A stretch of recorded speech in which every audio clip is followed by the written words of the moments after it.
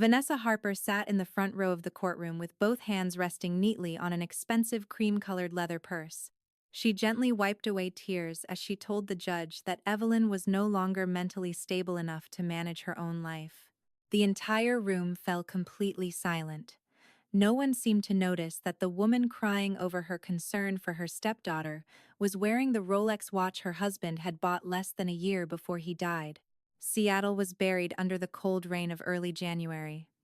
Foggy drops clung to the tall courthouse windows of King County Probate Court, turning the daylight outside pale and gray like an old photograph. Evelyn Harper sat quietly at the far end of the defense table, so still she almost disappeared into the room. 32 years old, hair tied low. A simple black blazer. No jewelry, no expression. Vanessa had prepared for this morning for months. She knew exactly when to let her voice crack, when to pause and wipe away tears, when to let her hands tremble just enough to look heartbreakingly sincere. "She's not herself anymore, Your Honor." Vanessa's voice broke at the perfect moment. "Evelyn calls me in the middle of the night asking where her father is. She forgets to pay bills. She misses appointments. I'm genuinely afraid she might hurt herself if she keeps living alone." Behind her, the family section was nearly full. Aunt Lydia lowered her head with a tired sigh. Two cousins stared at Evelyn with a mixture of pity and discomfort. A red-haired woman sitting near the back nodded along to every word Vanessa said, as if she were listening to a sermon about morality. No one was on Evelyn's side, not a single person. Judge Warren slowly removed his glasses and looked toward her. He had worked in probate court for more than 20 years. He had seen families destroyed by money, seen siblings drag each other through court over nothing more than an old house. But there was something unsettling about how calm Evelyn looked. People who are truly panicking usually try to explain themselves. This girl didn't. She simply sat there, as if she were waiting for something. Vanessa continued. "Before Richard passed away, he begged me to take care of her. He knew Evelyn had been getting worse ever since the stress started." Her voice trembled again. "She can't manage the trust fund. She's going to lose everything." Whispers spread across the courtroom. One relative shook his head. Another sighed sadly.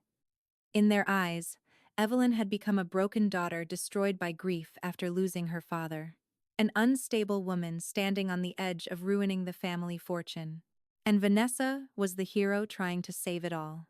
But no one in that courtroom knew that for the past 6 months, Evelyn had secretly tracked every dollar disappearing from her father's trust. No one knew the woman they saw as fragile had once worked for a Seattle firm specializing in white-collar crime investigations.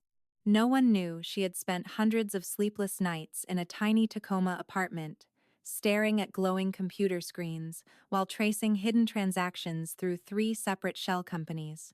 And no one knew that Vanessa herself had stolen nearly $2 million from Richard Harper's estate.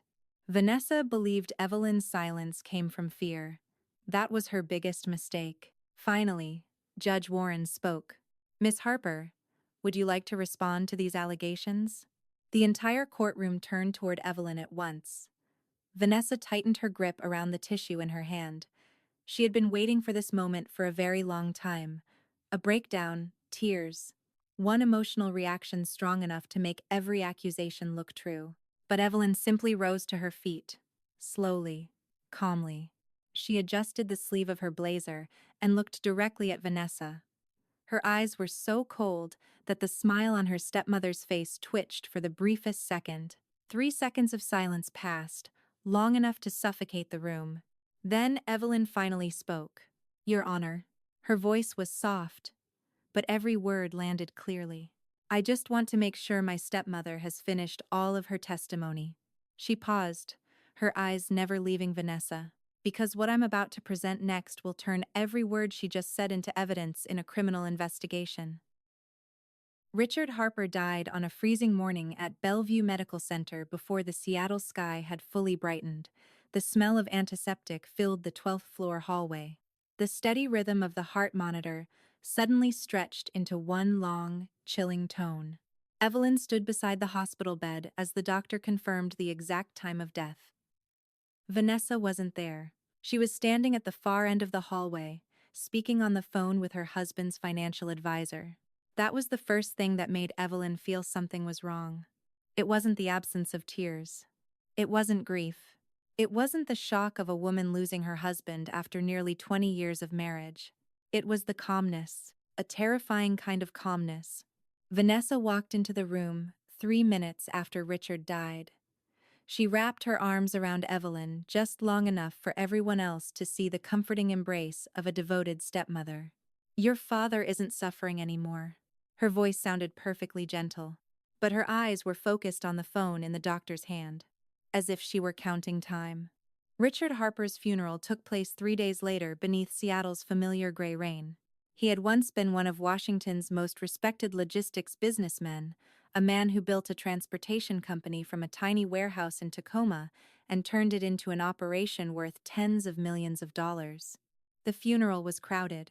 Business partners, old friends, relatives, people Richard had helped throughout his life. Vanessa wore a long black dress and stood beside the casket with a level of grief that looked almost cinematic. She knew exactly when to lower her head, when to let her voice tremble, when to press a hand against her chest as if her heart had shattered into pieces. Everyone believed she had loved Richard with her entire soul.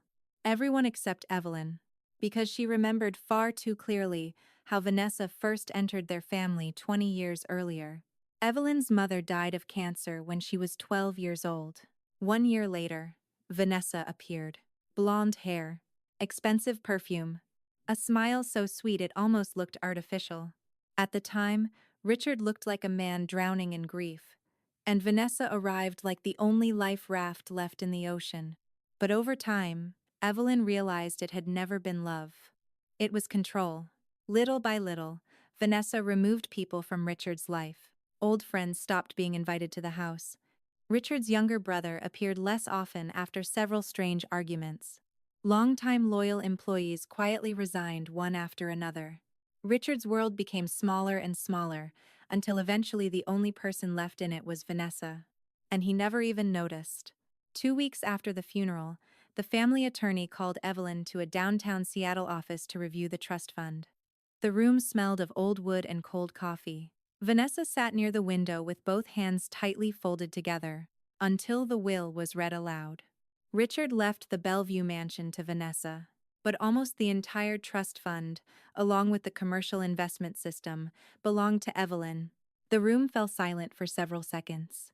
Evelyn never forgot the moment Vanessa's face froze, very quickly, very subtly, but long enough to reveal the first genuine emotion Evelyn had ever seen from her: panic. The attorney continued explaining the trust structure, the company shares, and the long-term investment accounts. Vanessa barely listened anymore. She only stared at the documents in front of her as if someone had stolen the oxygen from the room. That night, Evelyn couldn't sleep. Not because of the money, because of one strange detail hidden inside the financial reports: a small transfer to a company she had never heard of before. North River Holdings. $30,000. Then another transfer. $20,000. Then another. Every transaction had been divided into smaller amounts. Regular. Careful. Almost invisible. If Evelyn had never worked as a forensic accountant, she probably would have missed it entirely. But she had spent nearly 10 years investigating financial manipulation tied to white-collar crime in Seattle. She knew exactly what it felt like when a system was being drained from the inside. At 3 in the morning, Evelyn sat alone in her dark apartment with her laptop glowing in front of her. Rain continued tapping against the windows. She stared at page after page of transaction records, and the longer she looked, the colder her stomach became. Money doesn't disappear like this. Someone was taking it, and the only person with full access to the trust fund before Richard died was Vanessa. Evelyn leaned back slowly in her chair. Her heartbeat was heavy and controlled, and at that moment, only one thought existed in her mind. If Vanessa was truly stealing from her father's estate, then money would never be enough for her. Evelyn didn't call the police. She didn't confront Vanessa either. That was exactly what Vanessa wanted: an emotional reaction, An explosion. One moment of losing control that would turn Evelyn into the unstable daughter in the eyes of the entire family. And Evelyn understood that from the very beginning. 3 days after discovering the first suspicious transactions, she moved out of the downtown Seattle apartment her father had been helping her pay for. She rented a tiny studio in Tacoma above an old laundromat. The room was so cramped that the dining table nearly touched the edge of the bed. But Evelyn liked it there. No one paid attention to her in Tacoma. No one knew what she was doing. During the day, she appeared in front of the family, looking just exhausted enough to make Vanessa's story believable. Oversized sweaters, sleepless eyes, silence during family dinners. Sometimes, she even pretended to forget small details in conversations. And with every passing week, Vanessa became more confident. She believed her plan was working. In Vanessa's eyes, Evelyn was nothing more than a grieving woman slowly falling apart after her father's death. But every night after midnight, the tiny Tacoma studio stayed lit until sunrise. Laptop screens filled with data, notebooks covered in handwritten notes, bank statements, corporate filings, wire transfers. Evelyn spent hours staring at glowing screens with hastily tied hair and cups of black coffee gone cold beside her. She wasn't investigating emotionally anymore.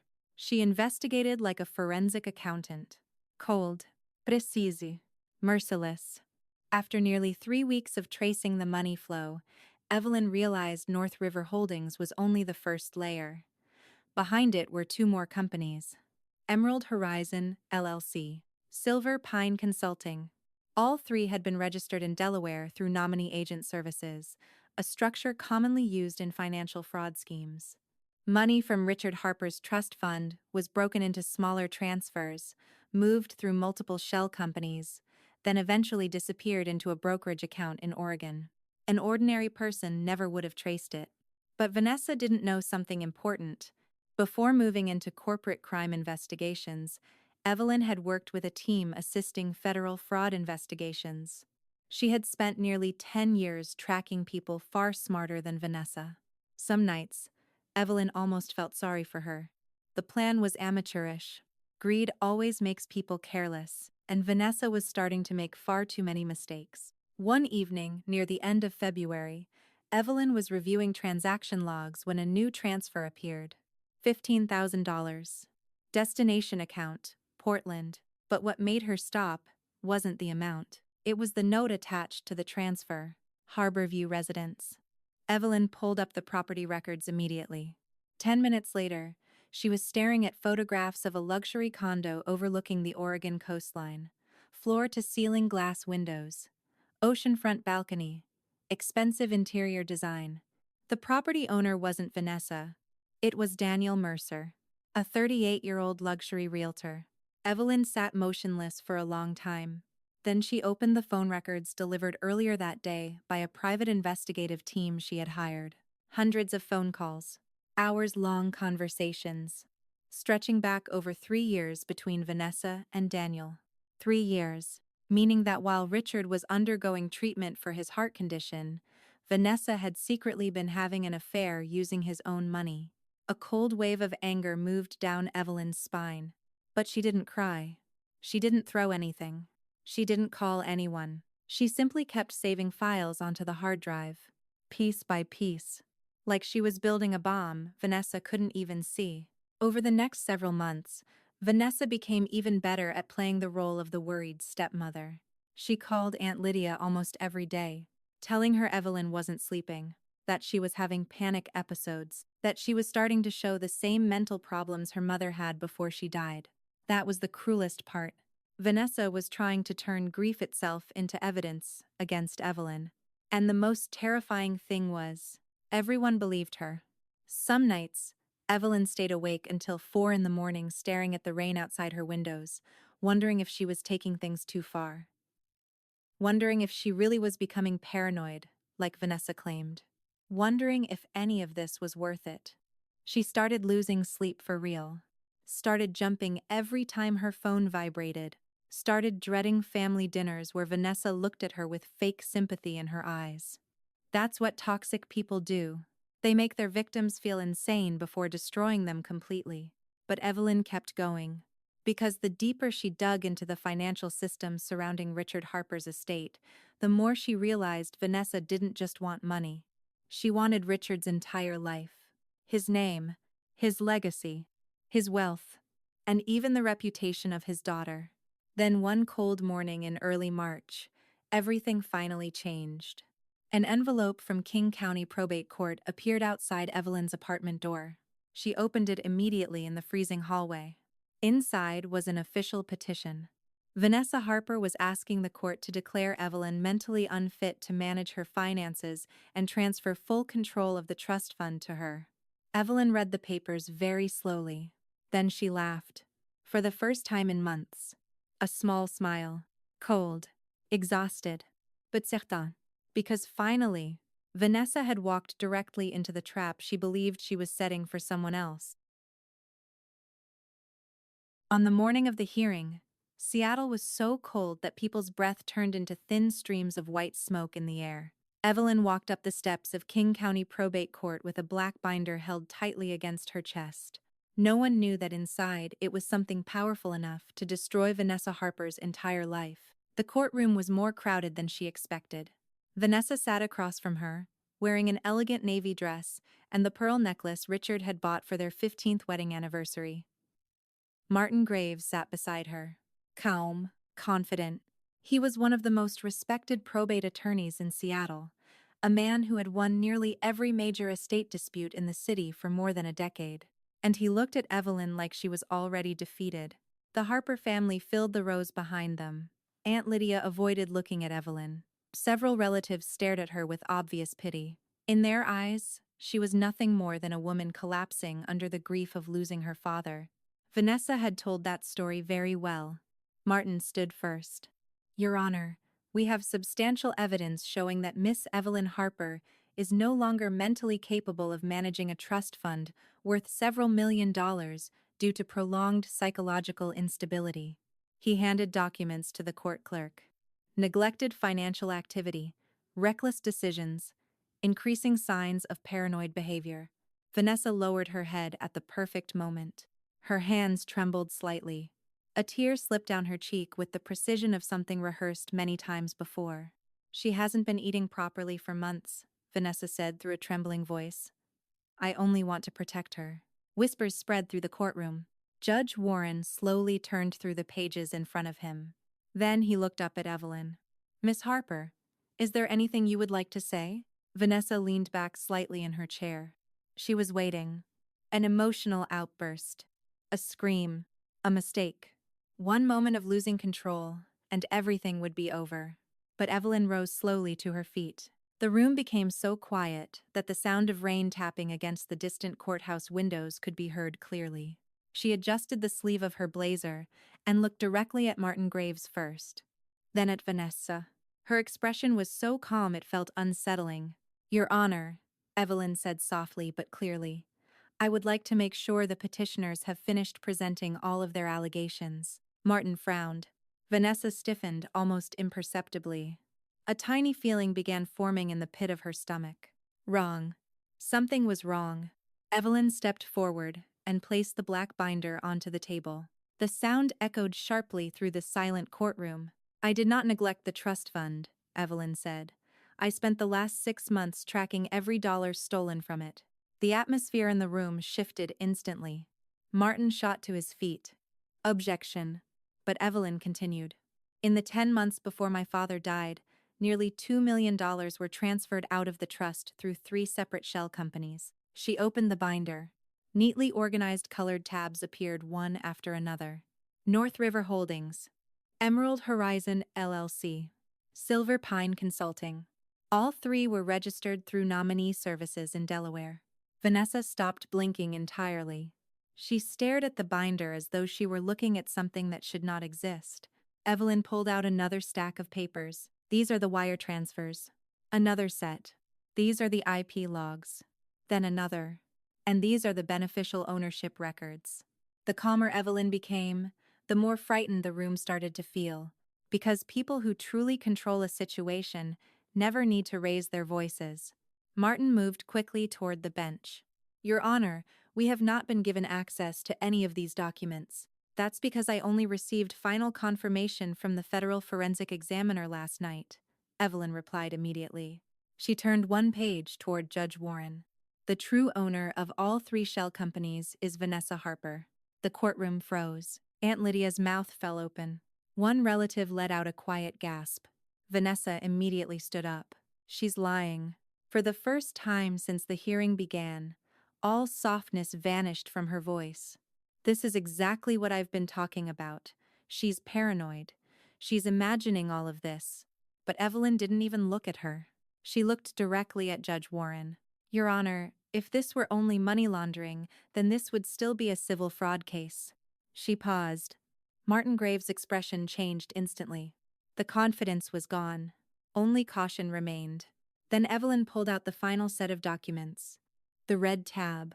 But the petitioners made one serious mistake. She placed the paper carefully onto the table. The authorization letter granting Vanessa control over the trust fund that was submitted to this court. The entire room went silent. Evelyn slowly looked up. Is a forged document created after my father was already dead? No one moved for nearly 5 seconds. The entire courtroom sank into a silence so heavy it felt like a snowstorm waiting to collapse. Vanessa stood frozen. Even the color on her lipstick seemed to fade right in front of everyone's eyes. Martin Graves reacted first. Your Honor, I object to all of these accusations. He jumped to his feet so quickly that his chair crashed backward onto the floor with a sharp, violent sound. Those documents have not been authenticated. But this time, his voice was no longer steady. There was a faint tremor hidden inside every word. Evelyn looked directly at him. Cold, calm. The metadata from the PDF file shows the document was created on a computer registered under Martin Graves' legal group at 3:14 in the morning, 4 days after my father died. She placed another folder onto the table. This is a third-party forensic digital report. Judge Warren took the report into his hands. He read it slowly. And the longer he read, the colder his face became. Vanessa started breathing harder. She looked at Martin. Martin looked down at the table. Neither of them looked at each other again after that. The moment felt like a ship beginning to sink, while everyone on board suddenly realized there were not enough lifeboats left. No, Vanessa shook her head repeatedly. That's not what happened. Her voice cracked apart. Richard told me I could manage everything. He wanted me to do it. Then why did you forge the signature? Evelyn asked. One sentence. Short. Sharp as a blade. Vanessa Frozi. Several relatives behind her began exchanging confused looks. Aunt Lydia covered her mouth with her hand. For the first time in months, she looked at Vanessa like she was staring at a stranger. Evelyn continued opening the binder. These are transfer records from the trust fund into a real estate account in Oregon. Next page. These are luxury condo interior invoices under Daniel Mercer's name. Another page. And these are phone records between Vanessa Harper and Daniel Mercer over the last 3 years. Martin immediately interrupted. The affair is irrelevant to this case. It becomes relevant, Evelyn cut in, when that condo was purchased using money stolen from my father's trust fund. The courtroom exploded into whispers. Vanessa turned sharply toward Martin. He still refused to look at her. And in that exact moment, Vanessa understood. Martin was preparing to abandon her to save himself. For the first time, real fear finally appeared in her eyes. There was no stage anymore. Not control. No performance as the devoted stepmother. Only a desperate woman trying to hold together a life collapsing piece by piece. You told me nobody would check the metadata, Vanessa blurted out in panic. Martin snapped toward her instantly. Shut up. Too late. Everything stopped once again. Judge Warren slowly removed his glasses. He stared at Martin for a long time. The look of a man realizing he had almost been turned into a tool for fraud. Mr. Graves, he said quietly, his voice cold. Did you know this document was forged? Martin said nothing. Sweat had already soaked through the collar of his shirt. Vanessa stared at him in disbelief. The man who once promised he would handle everything was now leaving her completely alone in a courtroom filled with horrified eyes. Evelyn remained standing beside the table. Her heart was pounding violently, but her face stayed calm. For months, she had imagined this moment hundreds of times, not for revenge, for survival. Because she understood one thing very clearly. If she failed today, Vanessa would take everything. The trust fund, Richard's name, her reputation, and Evelyn would become the unstable daughter everyone avoided. Finally, Judge Warren spoke. The petition for conservatorship is denied in full. His voice echoed across the courtroom. This court will forward all related materials to the Criminal Investigation Division. Vanessa collapsed back into her chair immediately. She didn't cry anymore, didn't scream, didn't perform. She simply sat there motionless, as though all strength had been drained from her body. But Evelyn recognized that kind of silence. It wasn't grief. It was the moment a narcissist realizes for the first time that they no longer control the story. Judge Warren continued. Given the interstate wire transfers and evidence of money laundering, I will also be referring this matter to federal authorities. Martin closed his eyes very slowly. He understood everything was over. His career, his reputation, his law license, everything. Aunt Lydia burst into tears in the row behind them. She approached Evelyn after the hearing ended. "I'm sorry," she whispered through trembling breaths. "I really believed her." Evelyn looked at the older woman standing in front of her. For months, she had imagined she would feel furious when this moment finally came. But she didn't. She only felt tired. People believed her because she was very good at pretending to be the victim. Evelyn's voice was soft. That's what people like Vanessa always do. Outside the courthouse, the rain still hadn't stopped. Two federal investigators were speaking with Martin Graves near the front steps. Farther away, Vanessa stood alone beneath the freezing overhang. No one walked toward her anymore. No family. No lawyer. No audience. Only a woman finally forced to face the truth she had spent her entire life running from. 1 year after the hearing at King County Probate Court, Seattle entered autumn beneath long rows of bright red maple trees surrounding Lake Washington. Life had finally become quiet again. No more letters from lawyers. No more midnight calls from unknown numbers. No more waking up each morning feeling like she had to prepare for war against someone trying to destroy her. Evelyn stood beside the window of her new apartment in Capitol Hill, with a warm cup of coffee resting between her hands. Below her, the city moved exactly as it always had, as if nothing had ever happened.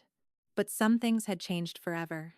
Vanessa Harper accepted a plea deal 6 months earlier. She avoided a federal trial by pleading guilty to financial fraud and interstate wire laundering. 3 years in federal prison, 10 years of probation. Every asset connected to the case was seized. Martin Graves lost his law license almost immediately. His name disappeared from his firm's website overnight. Daniel Mercer left Oregon after the federal investigation began. No one heard from him again. And Evelyn. She didn't feel victorious the way she once imagined she would. There was no cinematic moment. No satisfaction. Only relief. As if she had finally set down something far too heavy that she had carried for too long. The trust fund had finally been completely restructured. Evelyn fired nearly all of her father's old financial advisors. She hired a new fiduciary firm in Seattle. Smaller. Less glamorous. But transparent. The kind of system Richard Harper should have had from the very beginning. Part of the money from the trust was used to create a scholarship in her mother's name at the University of Washington for young women studying accounting and financial law. On the day she signed the scholarship documents, Evelyn sat in her car outside the campus gates for a very long time. Some wounds never disappear completely. They simply learn how to stay quiet. Therapy helped far more than Evelyn ever expected. At first, she hated it. Hated sitting in front of a stranger talking about her family. About gaslighting. About the months she spent being turned into the unstable one inside someone else's version of reality. But there was one thing her therapist once told her that Evelyn never forgot. People who are manipulated for too long eventually begin to doubt their own reality. That was exactly what Vanessa had done to her. She didn't just steal money. She stole Evelyn's trust in herself. One windy afternoon near the end of October, Evelyn drove to the cemetery where Richard was buried. Seattle was covered in restless wind that day. Yellow leaves scattered across the narrow stone paths between old graves. She stood silently in front of her father's grave for a long time. No tears, only silence. For a while, Evelyn had been angry at him. Angry that he never saw Vanessa for who she truly was. Angry that he allowed things to go so far. But eventually, she understood something. People like Vanessa do not manipulate through obvious cruelty. They manipulate through imitation love, through conditional care, through making others feel guilty for even questioning them. And sometimes, the kindest people are the easiest to trap. Evelyn placed flowers in front of the gravestone. Then she smiled softly when she thought about verdict. The three-legged rescue dog she adopted after the trial. The dog was unbelievably ugly. Uneven fur, bent ears, a crooked limp, but somehow always happy, as if life had never hurt him before. Her therapist once called it a healthy coping mechanism. Maybe she was right. Aunt Lydia still met Evelyn for lunch once every month now. At first, it was awkward. The guilt nearly crushed the older woman. But Evelyn no longer wanted to spend the rest of her life carrying resentment. She was too exhausted from carrying everyone else's pain. Some people think strength means being fearless, but Evelyn knew that wasn't true. She had been terrified for almost an entire year, terrified of losing everything, terrified nobody would believe her, terrified she was actually becoming crazy the way Vanessa claimed. But she kept going anyway. Not because she was brave, because sometimes survival is the only choice left. The sun slowly disappeared behind the trees. Seattle faded into the cold orange light of evening. Evelyn rose from the stone steps in front of her father's grave as wind scattered leaves around her feet. 1 year earlier, she had walked into a courtroom carrying a black binder with hands shaking so badly she could barely hold the papers inside. Today, she finally understood the most important thing of all. Vanessa always believed power meant controlling the room, controlling the story, turning everyone into an audience for her performance. But real power was holding on to the truth long enough for it to speak for itself. If you have ever been manipulated in silence, if you have ever been treated like the problem simply because you saw the truth, remember this: you are not weak for staying quiet in order to protect yourself. Sometimes calmness is the most terrifying thing in the world to people who survive through lies. And if this story touched you, leave a comment below. Don't forget to like and subscribe for more emotional justice stories every week. If this story meant something to you, let me know in the comments below. Have you ever been underestimated by someone who thought silence meant weakness? Sometimes the strongest people are the ones fighting battles nobody can see. Don't forget to like this video, subscribe to the channel, and turn on notifications for more emotional justice stories, family betrayal dramas, and powerful real-life inspired narratives every week. And remember this: people can manipulate opinions, they can manipulate emotions, but eventually, the truth always gets tired of hiding.